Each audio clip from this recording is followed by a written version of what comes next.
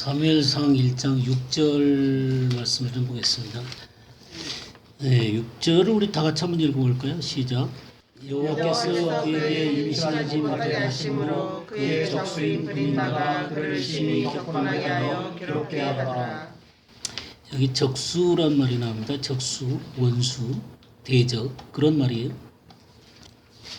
오늘은 이 적수, 이 대적이란 말에 대해서 좀 공부를 좀 하고 싶어요. 한나라는 여인에 대해서 지금 우리가 공부를 하고 있죠. 이스라엘이 사사 시대를 마무리하고 또 이 왕정으로 넘어가는 시기 가운데 이 고리 역할을 한 사람이 누구냐면 사무엘이죠. 사무엘의 그 독특한 사역들을 공부하기 전에 이 위대한 인물을 이 시대의 이 변화의 그 고리 가운데서 하나님이 쓰시는 이 위대한 하나님의 사람을 내보내기 위해서 한나라는 여인을 준비시키는 것이죠. 그래서 이 한나라는 여인이 갖고 있는 이 영적인 그 깊은 삶에 대한 이해가 참으로 필요합니다. 우리 이제 한나 얘기하면 기도의 여인 한나, 사무엘의 어머니 한나 그렇게 우리가 이해를 하고 있습니다만은 이 한나라는 여인이 갖고 있는 이 영적인 그 깊이를 우리들이 좀 깊이 이해를 해야 되겠죠. 그래서 우리가 지금 공부를 하고 있는 것이죠. 우리가 사라하고 하갈하고 이 대조가 되잖아요. 그죠?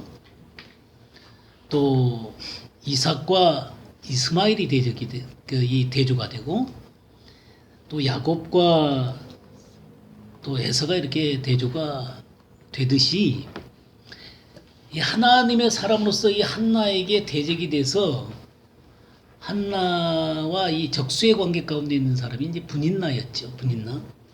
이 적수란 말이 히브리어로 차라란 말입니다. 차라. 이 차라라는 말이 어떤 뜻을 갖고 있냐면 억압하다, 고통이란 말, 그리고 속박이라는 의미를 갖고 있습니다. 그러니까 이것은 단순하게 어떤 그 인간적인 문제로 이렇게 그 서로 간에 얽히는 관계라기보다는요, 한나라고 하는 위대한 하나님의 사람이 하나님의 때에 사무엘을 내보내야 되는데 준비가 되어져야 되거든요. 근데 이 한나가 그런 위대한 하나님의 사람으로 서지 못하도록 속박돼 있고 억압돼 있고 고통되어져서 격분됨이 많았다 그랬잖아요. 격분. 우리가 격분 공부했죠. 이 격분에 대해서 공부를 하면서 카스라는 말이었는데 이게 절망으로 나아가게 하는, 분노해 가고 절망으로 나아가게 해서 더 이상 이 하나님의 사람으로서의 온전하게 서지 못하도록 만드는 그런 일들을 감당했던 것이 이제 분인나였던 것이죠. 그래서 오늘 이 대적이라는 말, 이 적수라는 말, 이 원수라는 말은 인간 사이에 있는 어떤 문제, 그래서 인간적인 나에 대한 어떤 대적을 의미하는 게 아니라 하나님을 거부하며 대적하는 어떤 존재를 대적이다라는 말을 쓰고 있다는 것이죠.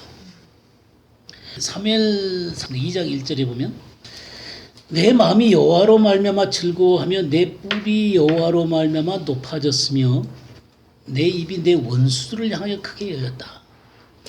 그러니까 이 한나의 입이 원수들을 향해서 열렸습니다. 그러니까 하나님의 세계를 대적하는 자들을 향해서 한나의 입이 열렸어요. 승리의 이 외침이 열렸습니다. 하나님의 이 승리의 외침을 하고 하나님의 말씀을 선포할 수 있는 한나의 입이 열렸습니다. 그 한나가 단순하게 어떤 인간적인 어떤 관계 가운데서 아이를 낳지 못하고 괴로워하다가 사무엘을 낳아서 기쁜 노래가 아니에요. 이런 거는 하나님께서 이 한나라는 여인 가운데 계획하셨던 그 놀라운 계획들이 그대로 이루어짐으로 말미암아 하나님의 역사가 진행되는 물꼬를 트게 된 이 일로 말미암아 한나는 기뻐 외치고 있는 것입니다. 이 자기를 대적하고 자기를 억압하고 속박해서 절망스럽게 만드는 존재들을 향해서 선포를 하고 있다 그 말이죠. 승리를 선포를 하고 있습니다. 여기 10절 말씀도 좀 보겠습니다. 10절을 보게 되면 여호와를 대적하는 자는 산산이 깨어질 것이라. 여호와를 대적하는 자는 산산이 깨어질 것이다. 이렇게 그 하나님의 원수가 깨어지는 모습을 노래를 하고 있는 모습을 보게 되죠. 그래서 오늘은 이 원수의 개념에 대해서 이 대적의 개념에 대해서 여러분하고 좀 깊이 나눠보고 싶습니다. 성경에서 이 원수다 라는 말을 쓸 때 누구에 대해서 쓰냐면 마귀에 대해서 먼저 쓰죠. 마귀에 대해서 대적이다 그런 말을 쓰는 건 아시죠? 예. 우리 베드로전서 5장 8절 한번 볼까요? 근신하라 깨어라 너희 대적 마귀가 우는 사자같이 두루다니며 삼킬 자를 찾나니. 예. 여기 마귀를 뭐라고 표현했어요? 예, 대적이다 이런 표현을 썼죠. 너희 대적, 너희 원수 마귀가 우는 사자같이 두루다니며 삼킬 자를 찾는다.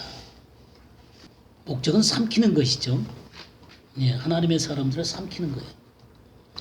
그 다음에 또 이 원수라는 개념을 쓸 때 뭐에 대해서 원수라는 개념을 썼냐면 우리 야고보서 4장을 펴보겠습니다. 4장 4절. 가늠하는 여자들이여 세상과 벗된 것이 하나님의 원수임을 알지 못하느냐. 그런즉 누구든지 세상과 벗이 되고자 하는 자는 스스로 하나님과 원수되게 하는 것입니다. 예, 세상과 벗된 자들이 하나님과 원수가 되는 것이다. 이 세상이라고 하는 게 하나님과 원수가 되게 되는 것입니다. 성경에 세상이라고 쓸 때 성경에서 세상이라는 말이 네 가지 종류로 쓰이는 것을 알 필요가 있어요. 세상이 네 가지 종류로 쓰고 있어요. 하나는 이 유니버스, 이 삼라만상 있죠. 이게 이제 세상이다라고 써요. 세상. 모든 우주 만물 이것들 세상이다 이런 말을 씁니다. 그 다음에 또 이제 세상이라는 말을 쓸 때 뭘 쓰냐면 이 지구를 세상 땅끝 뭐 그런 식으로 쓰게 될 땐 이 지구를 세상이다라는 말을 써요. 그 다음에 또 세상이라는 말을 쓸 때 뭐에 대해서 쓰냐면 요한복음 3장 16절 아시죠? 하나님이 세상을 이처럼 사랑하사 독생자를 주셨으니 이는 저를 믿는 자마다 멸망치 않고 영생을 얻게 하려 하심이라. 그러면 이 세상은 뭘 얘기하는 거예요? 네, 사람들이죠. 사람들. 하나님이 세상을 이처럼 사랑하사. 그러니까 세상에 있는 사람들을 사랑하시는 것이죠. 이게 이제 세상이라는 말이 그렇게 쓰여지고 또 이제 네 번째가 뭐냐면 하나님을 대적하는 어떤 세계를 얘기하는 거예요. 세상이라고 쓸 때 하나님을 거부하는 하나님을 대적하는 그 속에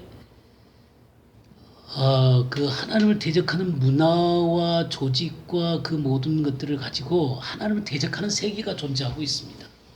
그래서 성경에 이제 세상 임금, 사단은 세상 임금이다라는 표현을 쓰죠. 사단은 세상 임금이라고 쓰는데 어쨌든 하나님을 대적하는 세계가 있습니다. 이걸 보고 세상이다 그래요. 그러니까 세상을 사랑하지 마라. 또 세상을 사랑한다. 세상과 벗된 것이 하나님과 원수가 된다 그럴 때는 어떤 얘기를 하는 거예요? 네 번째 얘기를 하는 거예요. 네 번째. 요한일서를 한번 볼까요? 요한일서 2장을 한번 보시게 되면요. 15절부터 17절까지 한번 읽어보실까요? 이 세상이나 세상에 있는 것들을 사랑하지 말라. 누구든지 세상을 사랑하면 아버지의 사랑이 그 안에 있지 아니하니 이는 세상에 있는 모든 것이 육신의 정욕과 안목의 정욕과 이생의 자랑이니 다 아버지께로부터 온 것이 아니요 세상으로부터 온 것이라. 이 세상도 그 전에부터 지나가되 오직 하나님의 뜻을 행하는 자는 영원히 거하느니. 예, 바로 이 세상은 하나님을 대적하는 세계를 얘기하는 거예요. 그러니까 우리가 세상이다라고 얘기를 할 때, 세상이란 말을 어디다가 쓰고 있는지를 잘 이해를 하는 게 중요하죠. 그냥 사람들이 하나님을 대적한다 이렇게 되면 곤란하죠. 물론 이제 사람들 가운데도 하나님을 대적하는 사람들이 있고 또 하나님께 순복하고 하나님을 사랑하는 사람들이 있잖아요. 그죠? 그러니까 우리가 세상이라는 말을 쓸 때 어디에 어떻게 지금 이 세상이라는 말을 쓰고 있는가 이런 것들을 잘 알 필요가 있습니다. 그 다음에 이제 우리가 원수다라고 할 때 아주 중요한 개념 하나가 있거든요. 로마서 8장을 한번 보시겠습니다. 7절을 읽어주세요. 육신의 생각은 하나님과 원수가 되나니 이는 하나님의 법에 굴복하지 아니할 뿐 아니라 할 수도 없습니다. 네, 육신. 네, 육신이라는 것이 하나님의 원수라는 것이죠. 육신이 하나님의 원수입니다. 육신이 뭐예요? 여러분 육신이라는 말 많이 들어보셨죠? 육신. 영어로는 이제 flesh라고 그래요. flesh. sinful nature. 자, 이 육신에 대한 이해를 여러분들이 좀 하시는 게 참 중요할 것 같아. 육신이라는 말을 굉장히 사람들이 많이 하는데 이 육신의 의미를 정확하게 우리가 이해하고 있어야 되는 거예요. 우리 육신을 따르지 않고 성령을 따라 살아야 된다. 그런 말씀 많이 듣잖아요. 그죠? 우리가 육신을 쫓음으로 말미암아 하나님 앞에 죄를 범하고 하나님을 온전히 따르지 못한다. 이런 얘기들 많이 하잖아요. 그럼 육신에 대한 개념을 정확하게 이해해야 될 필요가 있겠죠. 육신. 로마서 7장을 한번 볼까요? 7장 18절 말씀을 좀 보시죠. 대체 곧 육신에 선한 것이 거하지 아니하는 줄 아노니 원함은 내게 있으나 선을 행하는 것은 없노라. 네, 내 속, 내 육신에 선한 것이 거하지 않은 줄을 안다. 이 육신에 뭐가 거하지 않아요? 예, 선한 것이 거하지 않아요. 하나님께 합당한 것이 안 거한다 이겁니다. 근데 육신에 이게 여러분들이 NIV 성경을 보게 되면 simple nature로 되어 있을 것입니다. simple nature, fresh. 25절 볼까요? 25절도 보면 25절도 한번 보겠습니다. 주 예수 그리스도로 말미암아 하나님께 감사하리로다. 그런즉 내 자신이 마음으로는 하나님의 법을 육신으로는 죄의 법을 섬기노라. 네, 여기서도 육신으로서는 죄의 법을 섬기노라 그랬죠? 네. 육신으로서는 죄의 법을 섬기노라. 이게 전부 다 거기 그 A 써놓고 18절에는 A 써놨었죠. 우리나라 성경 킹제임스. 그러니까 킹제임스역에서는 fresh라는 말을 쓰고 이 NIV에서는 simple nature라는 말을 씁니다. 이게 이제 육신이라는 말인데요. 그러면 이 육신이라는 말을 조금 더 쉽게 이해하기 위해서 옛사람과 새사람 얘기 많이 하죠. 누구든지 그리스도 안에 있으면 새로운 피조물이라 이전 것은 지나갔으니 보라 새 것이 되었다 그랬죠. 그럼 옛사람이 있고 새사람이 있습니다. 그리스도 안에 있으면 어떤 사람이 되는 것입니까? 네, 새로운 피조물, 새 사람이 되죠. 그리스도 안에 없으면 뭐가 되는 거예요? 옛사람이 올드맨이 되는 것입니다. 옛사람이에요. 그리스도 안에 들어와서 우리가 새 사람이 되는 것입니다. 그러면 이 경계가 바로 예수 그리스도라는 이 경계를 통해서 옛사람에서 새 사람이 되어지게 되는 거란 말이에요.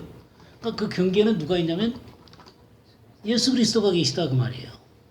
그러면 여기 예수 그리스도가 계시는데 이 경계에 예수 그리스도에 뭐가 있냐면 십자가가 있는 거예요. 네, 옛사람과 새사람 사이에는 예수 그리스도가 계시는데 뭐가 있냐면 예수 그리스도의 십자가가 있는 거예요. 예수님의 십자가가 뭐한 곳이에요? 죽는 곳이죠. 죽는 곳이에요. 그러니까 예수 그리스도의 십자가는 죽는 곳이에요. 예수 그리스도가 돌아가셨어요. 근데 성경은 예수 그리스도만 돌아가신 게 아니라 누가 죽었다 그러냐면 옛사람이 함께 죽었다라고 얘기를 하고 있습니다. 옛사람이 함께 죽었다. 그러니까 뭐냐면 예수 그리스도를 믿는 모든 사람들은 이 예수 그리스도를 통과해서 새 사람으로 나갈 때 이 십자가를 전부 다 통과하는 거예요. 그래서 이 십자가에서 전부 다 뭐가 되냐면 죽는 거예요. 자, 로마서 6장 6절을 한번 보겠습니다. 우리가 알거니와 우리의 옛사람이 예수와 함께 십자가에 못 박힌 것은 죄의 몸이 죽어 다시는 우리가 죄에게 종노릇하지 아니하려 함이니. 예. 우리가 알거니와 우리 옛사람이 예수와 함께 십자가에 못 박힌 것은 그랬죠. 십자가에 못 박혔으면 옛사람은 어떻게 되는 거예요? 죽은 거예요. 자, 옛사람은 죽은 거예요. 근데 예수 그리스도가 죽은 가운데서 부활을 하셨단 말이에요. 그 이 부활도 같이 동참하는 거예요. 부활의 생명이 내게 들어옴으로 말미암아 나는 뭐가 되냐면 새 사람이 되는 거예요. 자, 예수님의 십자가 속에서 옛사람이 죽는 것이고 부활을 동참해서 나는 새 사람이 되는 것입니다. 난 그리스도 안에서 새로운 피조물이 되는 거예요. 자, 그럼 여기서 우리 정말 잘 생각하셔야 돼. 이거 굉장히 중요한 개념들이니까. 내가 옛사람이 죽고 새 사람이 됐는데 내가 허물을 벗었어요? 내가 예수 믿고 나니까 내 옛사람이 허물이 벗어지고 새 사람의 이 어떤 뭘 입었어요? 내 모습은 똑같아요, 안 그래요? 똑같아요. 옛사람이 죽고 새 사람이 되면 뭐 새로운 뭐가 이게 더 씌워지고 이렇게 변화 허물을 벗고 옛사람이 허물을 벗고 뭐 새 사람의 어떤 걸 입는 거 아니에요. 난 똑같은 사람이에요.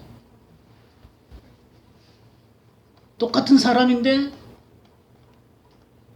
뭐가 하나 달라졌냐면 예수 그리스도가 내 안에 들어오셨어요. 부활하신 예수 그리스도가 내 안에 들어오셨어요. 하나님의 영으로 부활하신 예수 그리스도가 내 안에 들어오셨어요. 이게 달라진 거예요. 그러니까 내 육체의 모습이라든가 내 혼이라든가 내 육체는 안 달라진 거예요. 우리가 영적으로 예수 그리스도를 믿기 전에 죄와 허물로 죽었던 너희 그랬죠. 에베소 2장 1절을 보시죠. 그는 허물과 죄로 죽었던 너희를 살리셨고. 예, 그는 허물과 죄로 죽었던 너희를 살리셨다. 그러니까 우리가 죄와 허물로 어떻게 된 상태였다고요? 죽었던 너희 그랬죠. 이 선악을 알게 하는 나무의 열매를 먹는 날에는 너희가 정녕 죽으리라 그랬죠. 그러면 선악을 알게 하는 나무의 열매를 먹는 순간 우리 죽었어요. 뭐가 죽었어요? 예, 영이 죽은 것입니다. 영이 죽어서, 그러니까 정확하게 말하면 뭐냐면 영이 기능을 상실해 버린 거예요. 그러니까 하나님이 떠나버리시니까 우리의 인간의 영이라고 하는 것은 하나님과의 관계를 맺어주는 곳이에요. 그럼 하나님이 떠나버리시니까 이 영적인 기능이 죽어버린 거예요. 그래서 하나님과 우리 사이가 분리돼 버린 것입니다. 이걸 보고 허물과 죄로 죽었다라고 얘기하는 것입니다. 그럼 내가 허물과 죄로 죽었던 너희를 살리셨도다 했을 때 이 살아난 것은 뭐냐면 이 기능이 다시 살아난 거예요. 영의 기능이 다시 살아난 거예요. 그래서 이 영 속에 누가 들어오시는 거예요? 예, 예수 그리스도가 들어오시는 거예요. 그러니까 하나님의 성령으로 말미암아 하나님의 영이 이 새롭게 살아난 내 속에 들어온 거예요. 이게 새 사람이에요. 이해가 되시죠? 그러니까 옛 사람은 뭐냐면 영이 죽어버린 존재예요. 그래서 하나님과의 교통이 안 되는 거예요. 그렇지만 인간의 이 혼이라는 생명이 존재하고 있기 때문에 이 혼이라는 것은 없어지는 게 아니에요. 영을 불멸한 것이고 나를 나되게 나타내는 게 혼이에요. 우리의 지정의 인격이 나를 나되게 하는 거예요. 그렇게 해서 이 존재가 이 땅에 존재하고 있는 거예요. 그런데 하나님의 영의 기능이 죽었으니까 옛사람으로 살아가는 거예요. 옛사람, 뭐, 이 세상 사람들은 옛사람이고 새사람이고 구별이 안 돼요. 그러니까 보통 사람들은 그러니까 혼의 생명으로 살아가는 거예요.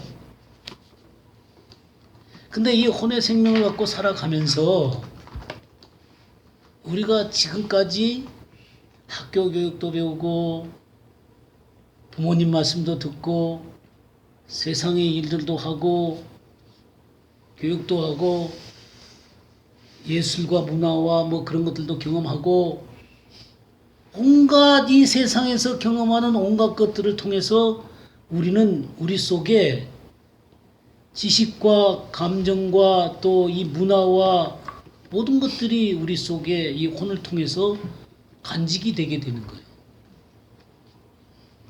근데 이것은 하나님 없이 그렇게 살아왔단 말이에요.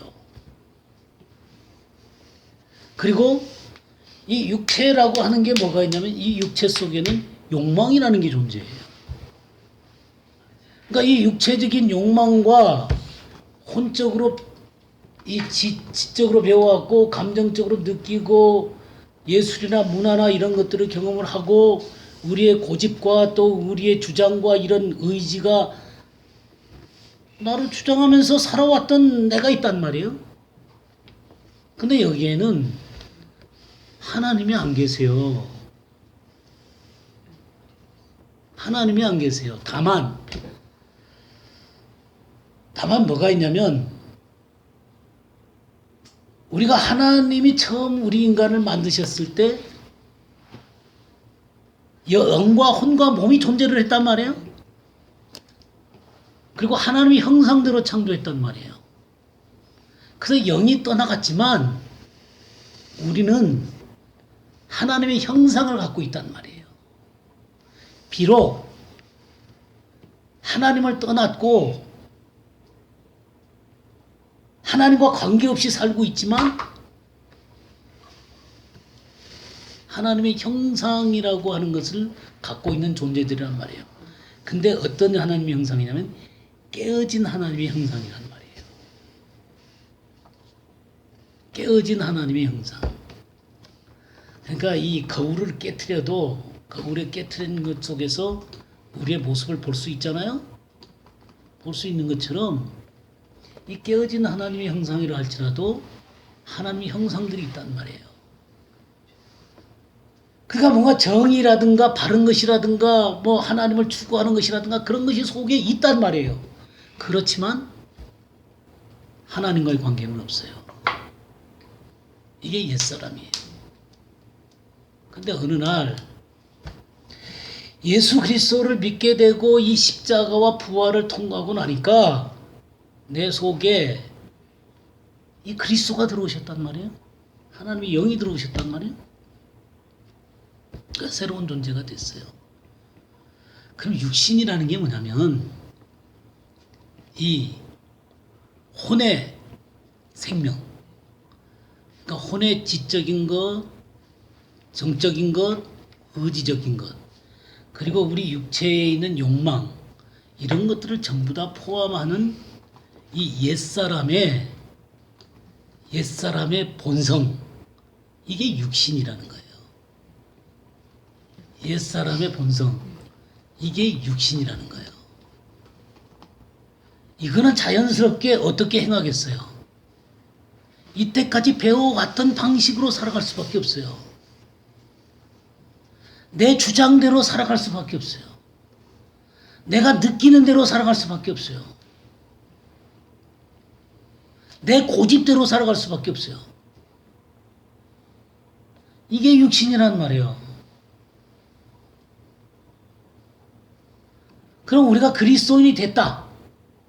그래서 예수 그리스도를 믿고 나니까 그리스도가 내 안에 주인으로 들어오셨단 말이야. 하나님의 영이 내 영 속에 들어와서 나를 이끌어가기 시작한단 말이야. 이게 새로운 존재란 말이야. 그런 의미에서 새 사람이에요. 옛사람이 죽었다는 얘기, 이제 난 더 이상 옛사람이 아니고 새 사람이에요. 그러니까 옛사람이 십자가에 못 박혔나니 그랬잖아요. 그래서 옛사람이 죽었다는 거예요. 그래서 사실은 이 옛사람이 살아가는 삶의 방식이 육신을 쫓아 살아가는 거거든요.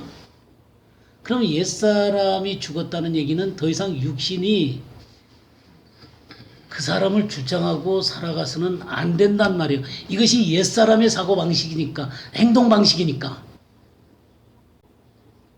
그러면 새 사람은 그럼 어떻게 살아야 되는 거예요? 하나님의 영의 인도를 받아야 되고, 우리의 혼적인 지정의 있죠. 이 혼이라고 하는 것은 없어져 버리는 것이 아니니까.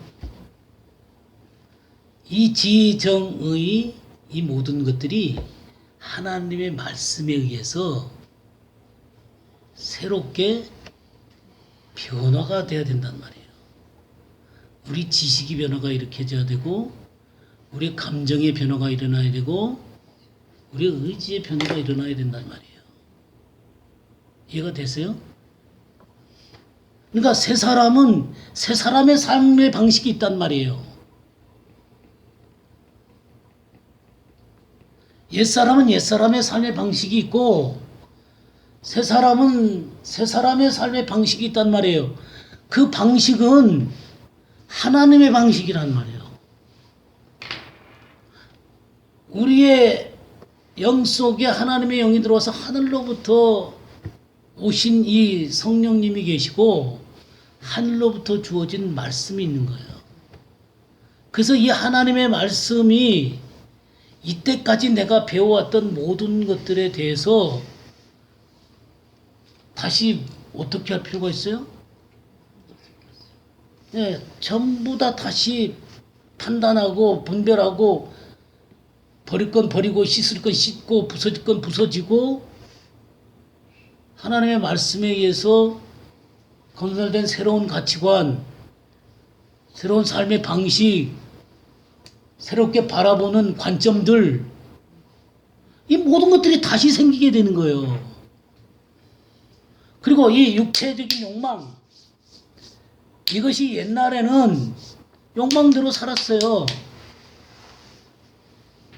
사탄이 자꾸 이거 부추기고, 이 혼적인 사고, 이 세상에 임금된 사단이 이 세상의 온갖 철학과 온갖 예술과 또 뭐 문화와 그 온갖 것들을 통해서 온갖 잡스러운 것들을 우리 속에 그냥 가득 집어넣었잖아요. 그러면 이런 것들로는 하나님을 섬기기 어렵단 말이에요. 하나님의 방식대로 섬겨야 된단 말이에요. 그럼 하나님이 이 모든 것들을 다시 정돈해야 되는 거예요. 그러니까 이거는 뭐가 필요하냐면 시간이 필요한 거예요. 새 사람이 되는 것은 예수님을 믿는 순간 예수님이 내 안에 들어오시고 우리 영이 살아나셔서 성령님께서 들어오는 순간 우리는 새로운 사람이 되는 거예요. 새 사람이 되는 거예요. 그렇지만 새 사람의 삶의 방식과 새 사람으로서의 온전한 길을 걸어가는 데는 뭐가 필요해요? 시간이 필요해요.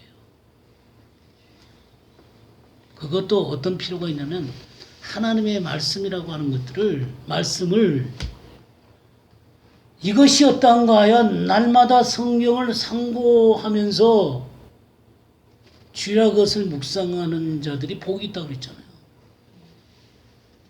이 하나님의 말씀을 알아야 내가 뭐가 하나님을 섬기는 건지, 하나님 앞에 바른 건지, 하나님의 뜻에 합당한 것인지 그런 걸 알죠. 그렇지 않겠어요? 이 육체라고 하는 게 육체적인 욕망을 갖고 그렇게 살아갔는데 이젠 그렇게 할 수가 없단 말이에요. 이게 주인이, 이 욕망이 주인이 아니란 말이에요. 이 육신이 주인이 아니란 말이에요.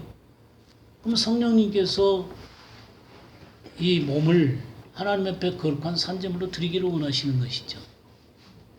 그래서 이 몸이 뭐가 되냐면 하나님의 의의 병기가 되는 거예요. 의의 병기. 그러니까 내 욕망대로 사는 게 아니라 육체적인 욕구대로 사는 게 아니라 하나님의 말씀이 요구하고 성령님께서 이끌어 가시는 대로 이 육체를 사용해야 되겠죠. 우리의 말을 어떻게 해야 되겠어요? 하고 싶은 대로 다 말하고 살아요? 예? 이 말이라고 하는 것도 이게 하나님의 말씀이 들어오고 내 사고가 바뀌고 이 사고 체계가 바뀌고 내 이 내면적인 삶의 이 형성이 바뀌게 되고 내 속에 있는 상처들이 치유되어지고 하나님의 영으로 말미암아 하나님의 그 말씀으로 다시금 정돈되고 변화되어진 내 속에서 나오는 말들이 같겠어요? 자, 육신이라는 거 이해가 되세요? 네, 육신이랑 이거 잘 이해하셔야 되는 거예요. 이런 것이 정돈이 안 돼 있기 때문에 신앙생활을 어떻게 해야 될지를 모르는 거예요. 10년, 20년, 30년 교회를 다녀도 이런 것 하나 정돈이 안 돼 갖고는 너무너무 혼란스러워요. 뭘 어떻게 하나님 앞에서 바른 길을 걸어가야 되는지를 알 수가 없어요. 이런 기본적인 개념조차도 안 돼 있으니까. 그러니까 이런 개념 하나하나들이 분명해져야 되는 거예요. 그러니까 원수라는 게 지금 원수라고 하는 게 사탄 마귀, 그 다음에 세상, 하나를 대적하는 그 세계, 그 다음에 내 육신이 원수다 그랬죠? 원수 하나만 더 볼까요? 마태복음 10장 34절에서 36절 한번 보겠습니다. 내가 세상에 화평을 주러 온 줄로 생각하지 말라. 화평이 아니요 검을 주러 왔노라. 내가 온 것은 사람이 그 아버지와 딸이 어머니와 며느리가 시어머니와 불화하게 하려 함이니 사람이 원수가 자기 집안 식구리라. 이게 도대체 무슨 말이에요 이게 도대체? 사람의 원수가 누구라고요? 그러니까 이게 이제 보통 원수라는 개념을 우리가 바르게 이해를 해야 되겠죠, 그죠? 이건 어떤 인간적인 관계 가운데서의 원수가 아닌 거죠, 그죠? 하나님을 거부하고 대적하는 어떤 존재들에 대한 것을 얘기하는 거예요. 그러니까 여기는 뭐냐면 화평을 주러 온 줄로 생각하지 말라. 화평이 아니고 검을 주러 왔다.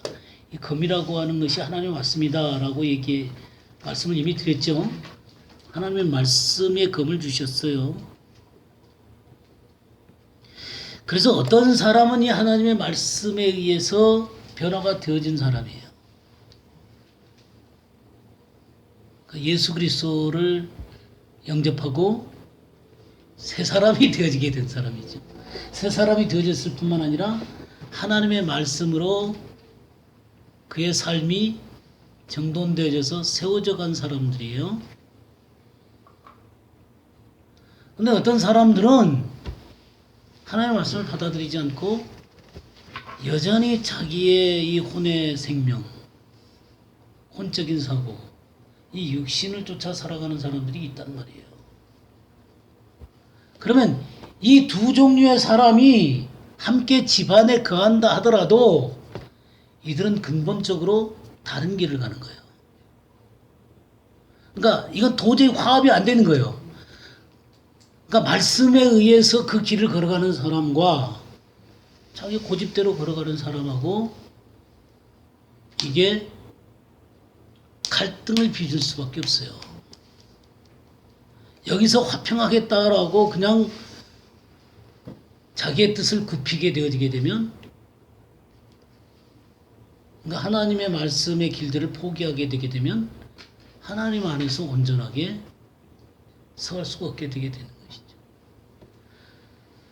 그러니까 집이라고 하는 것은 같이 살아가는 울타리를 얘기하는 것입니다.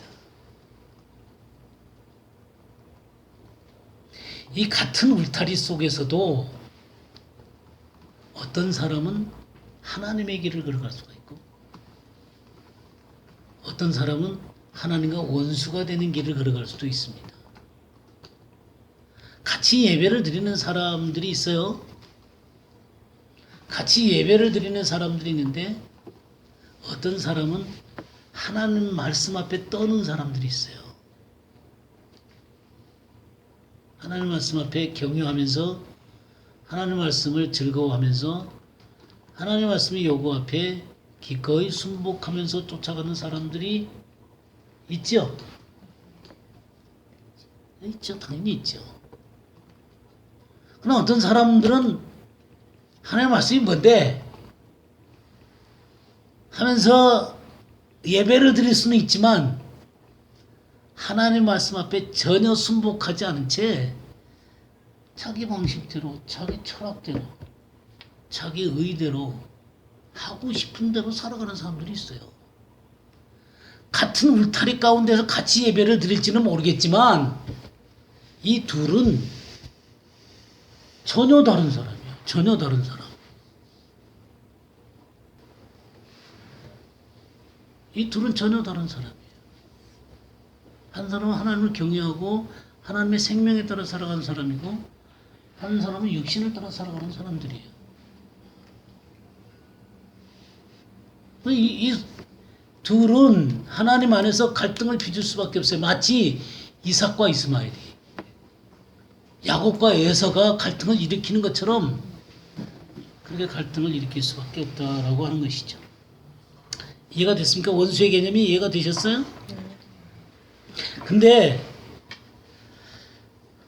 가장 핵심적인 건 뭐냐면 육신이에요. 육신. 왜냐하면 내 속에 있는 육신이 처리되지 않으면 다른 모든 것들이 다 주어진다 하더라도 나는 절대로 하나님의 길을 갈 수가 없어요. 그러니까 이 육신이 주님 안에서 처리가 되어져야 돼요.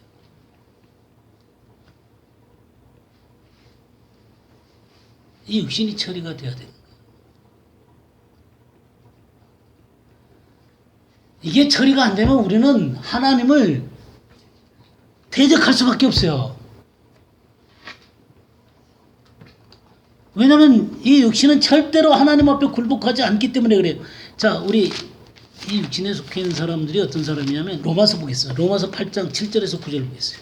육신의 생각은 하나님과 원수가 되나니 이는 하나님의 법에 굴복치 아니할 뿐 아니라 할 수도 없음이라. 육신에 있는 자들은 하나님을 기쁘시게 할 수 없느니라. 만일 너희 속에 하나님의 영이 거하시면 너희가 육신에 있지 아니하고 영에 있나니 누구든지 그리스도의 영이 없으면 그리스도의 사람이 아니라. 네. 이 육신이 뭐라 그랬냐면 육신의 생각은 하나님과 뭐가 된다고요? 원수가 되는데 이는 하나님의 법에 뭐 어떻게 한다 그랬어요? 굴복하지 않아요. 절대로 굴복하지 않습니다. 그러니까 이 옛사람의 본성은 절대로 굴복하지 않습니다.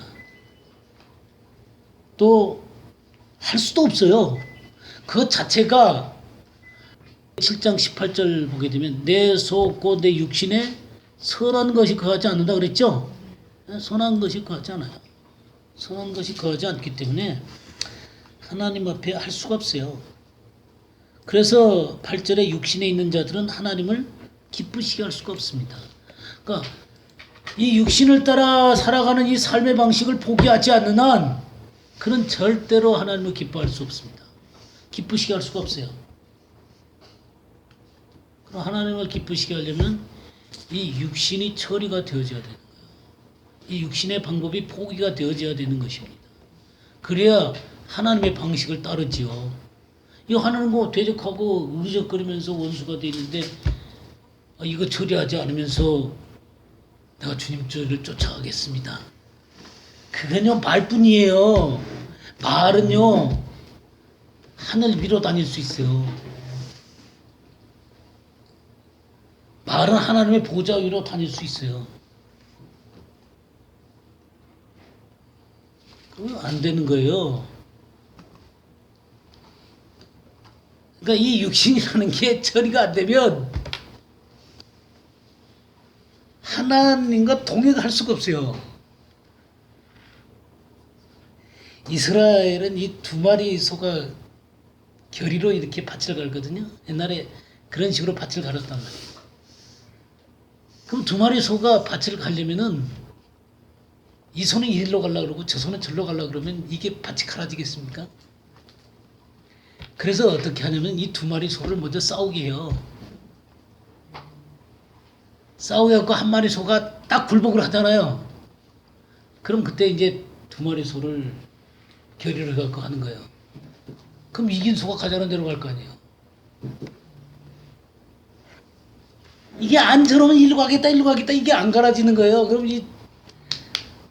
그러니까 이 주인은 이 이긴 소를 끌고 골로 막 하면 되는 거예요. 그럼 남의 손을 쫓아가게 돼 있는 거예요. 그러니까 이 처리가 되고 굴복이 안 되면요, 우리는 이 어그적거리면서 하나님을 쫓아갈 수가 없단 말이에요. 절대 기쁘시게 할 수가 없단 말이에요. 근데 놀랍게 9절 보세요. 만일 너희 속에 하나님의 영이 거하시면, 우리가 예수 그리스도를 믿고 예수 그리스도가 우리 안에 들어오셨죠. 그래서 하나님의 영이 내 속에 들어왔어요. 내 죽은 영이 살아나게 되고 그 죽은 살아난 영 가운데 하나님의 성령이 거하시게 된 거란 말이에요. 그러면 우리가 육신에 있지 않고 어디에 있다 그랬어요? 영에 있나니 누구든지 그리스도의 영이 없으면 그리스도의 사람이 아니니라. 그렇게 영이 들어온 사람들은 영에 있는 사람이에요. 이 사람의 삶의 방식은 그리스도의 영, 하나님의 영을 따라서 살아가는 게 이 사람의 삶의 방식이에요. 이게 영적인 사람이에요. 그러니까 우리가 예수 그리스도를 마음 가운데 믿었다는 얘기는 우리가 영에 속한 사람이 됐다는 얘기예요. 그러니까 영에 속하고 이 영을 따라 살아가도록 그렇게 만들어 놓으셨어요. 근데 계속 육신을 쫓으면 어떻게 되겠어요?